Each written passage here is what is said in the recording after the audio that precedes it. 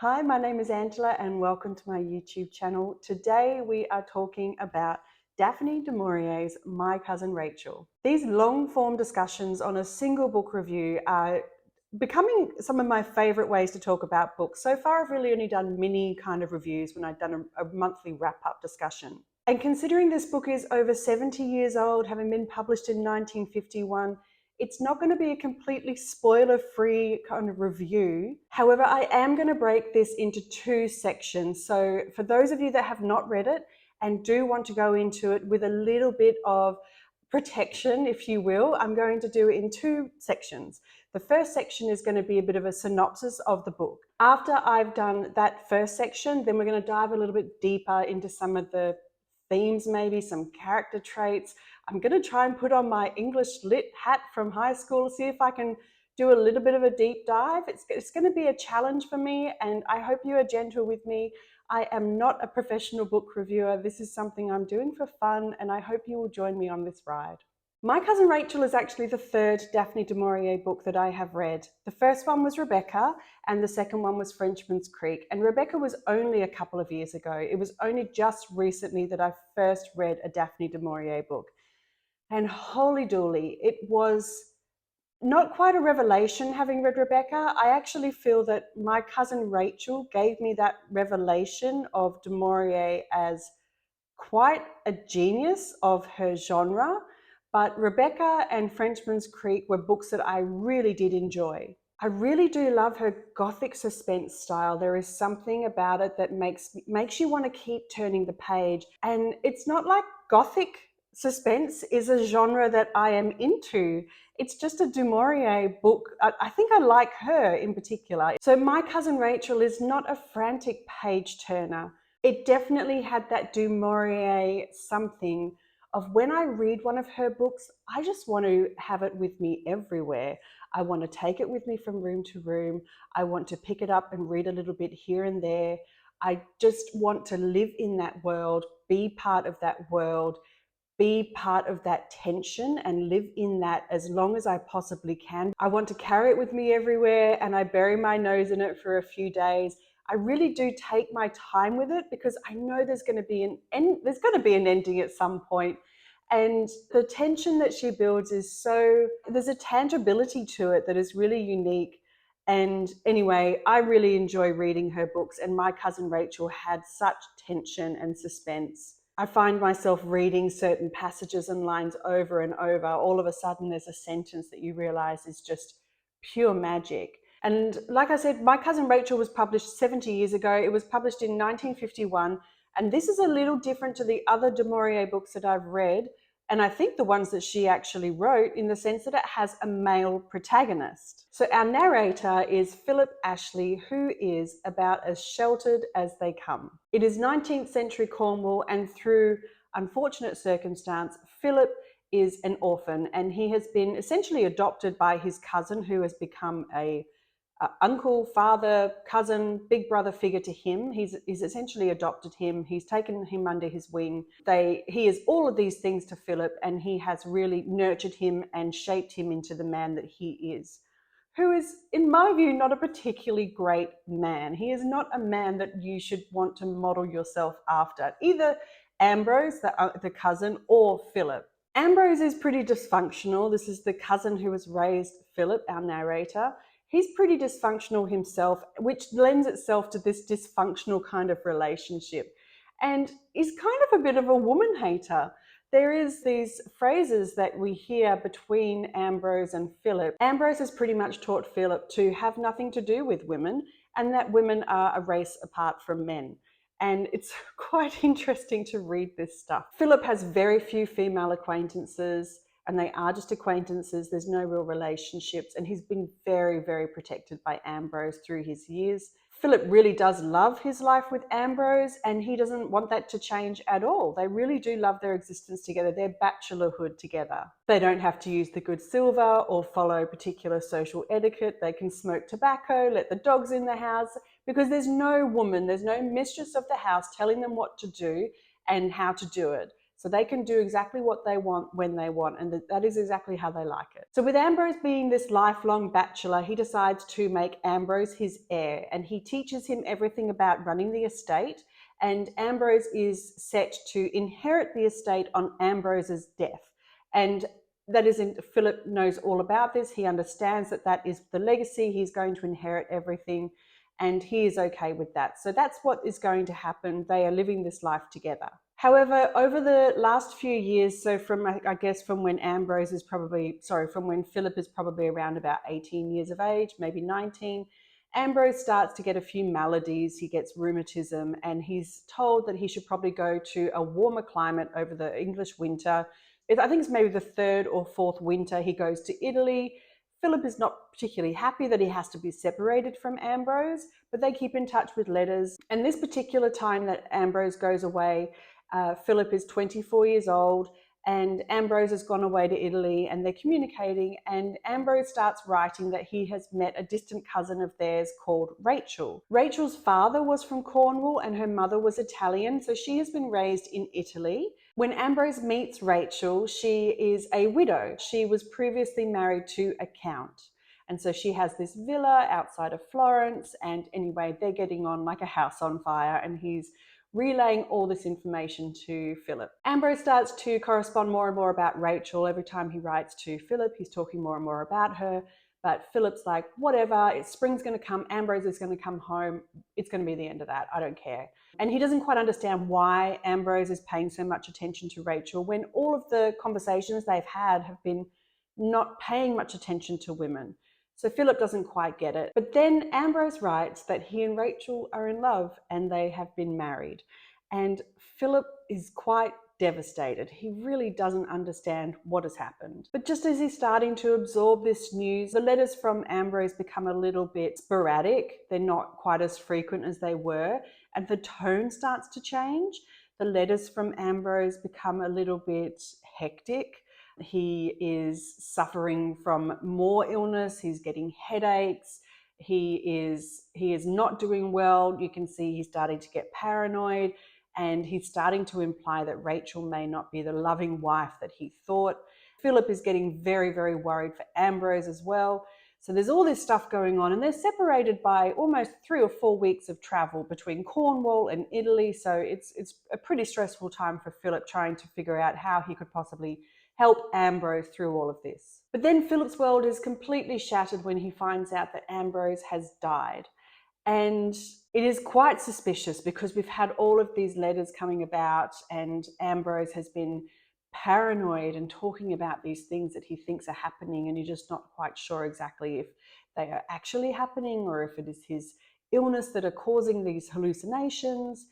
When you add in all of the communication between Ambrose, or from Ambrose to Philip, Philip believes that Rachel is the reason for Ambrose dying, and he hates Rachel. He really, really despises her. So shortly after news is received that Ambrose has died, Philip finds out that Ambrose hadn't yet updated his will to leave any provisions for his new wife, Rachel.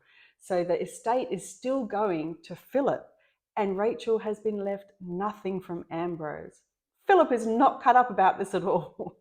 But then a couple of weeks later, he finds that Rachel is arriving in England and she is coming to the estate. And so he is ready to put on the boxing gloves, and he is going to, give her a piece of his mind.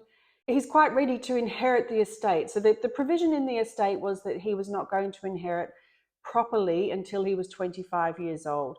Ambrose, through all of his faults, understood probably that Philip was a little impetuous, and he put in that provision that until he was a little bit more older and mature, he wouldn't inherit everything. So there's about a 3-month window until he was going to receive everything. He's like 24 years old at this time. So Rachel's coming into Cornwall. Philip is resolute. He's ready to make her life a living hell. He doesn't want her there. He's going to do the bare minimum for her. He has in his mind, he believes that she is going to be this old, fat, ugly Italian widow, and he is quite ready to do the bare minimum and then just get her out of the way. But then she arrives, and she is not at all what he expected. In fact, she is this beautiful, captivating, intelligent woman who he is drawn to in spite of all of these instincts within him to despise her so much. So Philip really struggles with the dichotomy of at first believing that she could be this murderess who has killed his cousin, but also she could be this victim. She could also be a victim of a terrible circumstance, and that Ambrose just died by accident through a terrible illness. Okay, if you have not read the book and you do not want any discussion around it that might give you some insight into some character development or insight, this is probably where you should stop, go away, read, and maybe come back and have a chat about this a bit later. So fair warning. Fair warning. First of all, I loved the book. It was a breeze to read. The writing style was so good. I did not read this thinking it was a gothic romance suspense thriller written in 1951. It felt so current. There was something about it that just felt so now. I don't know what, du Maurier's writing was it's just marvelous. It really is marvelous. I once heard My Cousin Rachel described as deliciously twisted, and I would have to probably call it that as well. It probably is the best way to describe it. At face value, I really do love the story, but I started writing a few notes about like what I felt about it, and every time I wrote something, I'd come back a day later, an hour later, and I'd have a different opinion.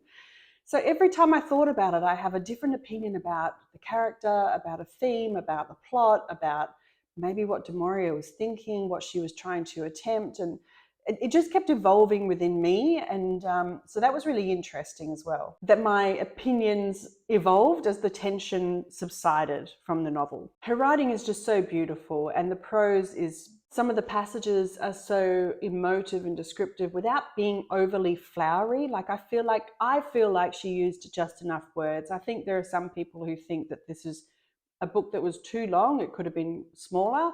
I felt like it was enough. And the way she has with words, it gives you just enough information that sucks you into the story and you really want to stay and find out how it plays out. And personally, I loved the pacing. I wanted to stay and find out, did she or didn't she? And I just kept like coming up with like, oh, did she or did I kept flipping and flopping throughout the story as well. So I felt the pacing was good to keep me interested throughout. So as I mentioned, the story is from Philip's viewpoint, which is laden with so much misogyny. He is extremely arrogant and thinks he thinks he knows everything at 24. I really do believe that those around him, including his godfather, Louise, I really do love Louise. She was a great character.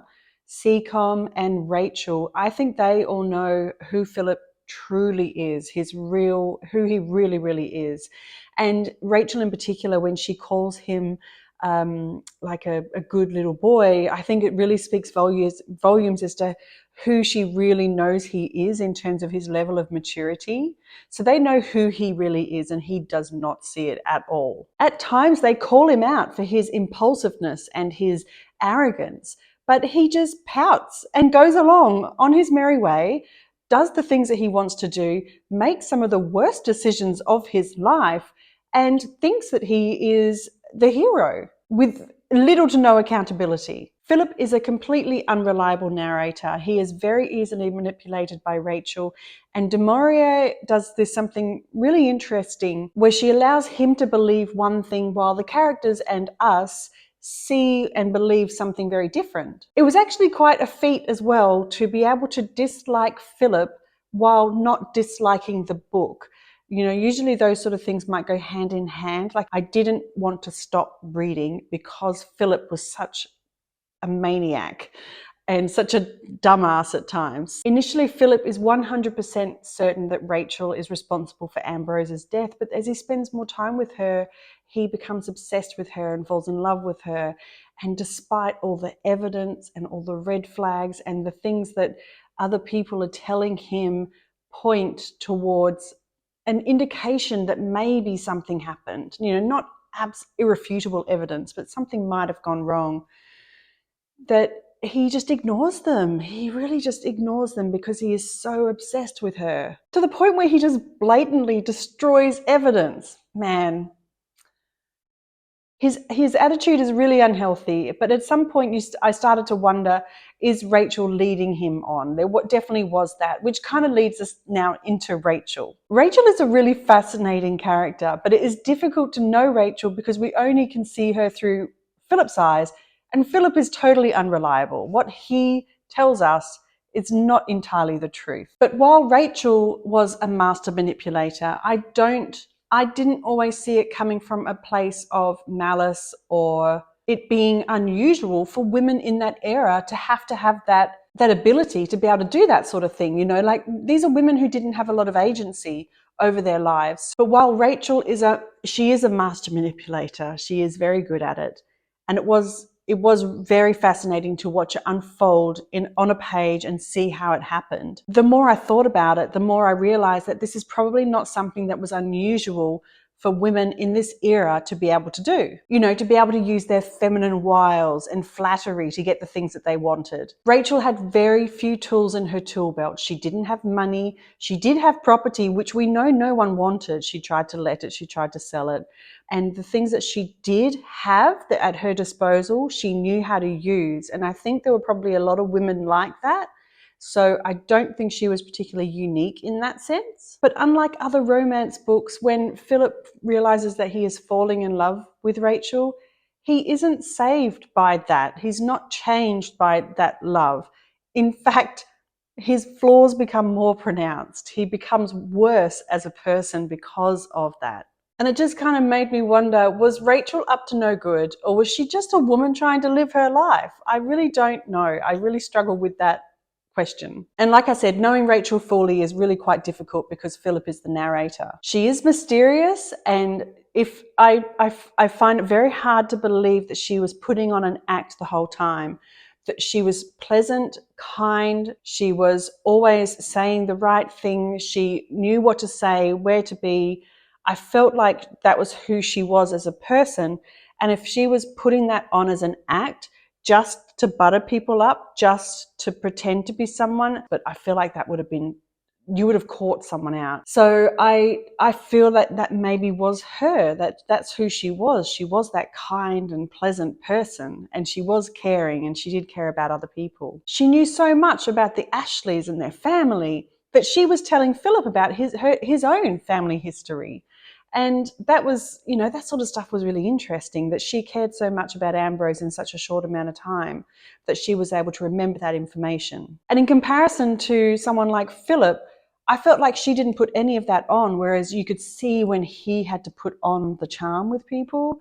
And yeah, it wasn't natural for him. So I could see that comparison between the two of them. And the fact that the dogs adored her was a big green flag. That made me think, maybe she is a good person, because dogs know, and the dogs just loved her. The minute she entered the house, the dogs were all over her. Personally, I liked Rachel. I want Rachel to be a good woman. I wanted her to be innocent, and I sympathized with her, having been a young widow with someone who didn't sound like a great guy, this count, and then finding love with Ambrose and having a blissful number of months of their early marriage, only to have it turn into something quite horrible and sharp and nasty that she had to live with. She had to watch this person she loved spiral down and left her nothing in his will. And then she had to humble herself even further, go to another country that she was not from, technically, and she had to humble herself before this nitwit of a cousin and take charity from him because she didn't have anything. And that really, I find a lot of sympathy for that character of Rachel. And it makes me wonder if that was her. And I hope that was her. But then on the other hand, there's also the possibility that she was a murderess and that she did marry for money a couple of times, and that she married Ambrose for his money. He never had a chance to officially put her into his will. So she had to, take the next step and try and track down the next relative, which she did. And then maybe in her mind, she was like, I'm going to try and marry this guy as well. But he went one step further and gave her something that gave her independence without having to be reliant on a man, which would have been, I think, an ultimate goal for her, where she would have been independent without a man And I just feel like both of those could be very, very true of this Rachel. There's these two sides to this woman that could have been very, very real. When I think of the other du Maurier books that I've read, they have been from female perspectives. And I feel that this book is out of the ordinary for du Maurier. I don't know enough about her writing, but definitely majority of them seem to be from female perspectives. So I wonder if she was trying to do something. Was this about a power balance, that she was trying to show this struggle of power balance, the fact that women didn't have a lot of agency in their life, that when it came to estates or money, women didn't have a lot of say in that kind of thing. Maybe Rachel is just trying to make the best out of a bad situation, and she has to deal with this man baby who is trying to take possession of her. And it's all about possession. It's about ownership, and in so many different levels. I don't know. Maybe that's the message from this book. I'm not sure. We'll never really know, because the ending makes us draw our own conclusion. Like I said, I want to sympathize with Rachel and believe that she was not this murderess, but I can't help but wonder that maybe she was. And to be honest, I don't hate her for it. I don't hate her for it. So did she or didn't she? And really, does it matter? I'm not sure. Gosh, this book is going to keep me thinking for quite a while. It's just incredible that this book was written so long ago, and it still is like it's incredible. It was written such a long time ago, and it still makes you think these things in today's, from today's perspective. It's really remarkable. I think this book really does make du Maurier up there as one of my favorite writers of all time. If you haven't read it, give it a go. I highly recommend it. Even if you are not into gothic fiction, suspense, just give it a go. It is so worth it. I do think I'm going to try to listen to the audiobook. I've heard amazing things about the audiobook narrated by Jonathan Pryce. I've heard that that is incredible. So I'm going to try that one, I think, as a bit of a reread in the future. And I'm also going to track down the, I think it's a 1957 movie with Richard Burton and Olivia de Havilland. And I'm going to watch that one and see how that goes. I have watched the Rachel Weisz movie, and I did it's cinematography wise, it is just beautiful. But Philip is just such a sap in that. Richard Burton, I'm hoping he brings a different level to it. I don't know. Thank you for joining me and letting me prattle on about one of these books that is going to be one of my favorite books of all time. Absolutely. I hope you enjoyed this review. I hope I didn't muddle it up too much. If you are interested in any other reviews, I'm going to leave a link to a playlist of other longer form book reviews. I'd love you to jump over there and check a few others out. I try not to leave too many spoilers, but share enough information that it's interesting. But I would love to hear your thoughts. Did she? Didn't she? Does it matter? So I think the next thing for me to do really is just to read Jamaica Inn next, and that'll round out a nice little quartet of du Maurier books for me. But thank you so much for joining me. I hope you have a wonderful weekend ahead. The next video of mine will be my wrap up for August, which is going to be, it's a good month. It's a really good month. So I hope you'll come back and join me for that one. And I hope you have a wonderful weekend ahead, and I will see you soon. Bye.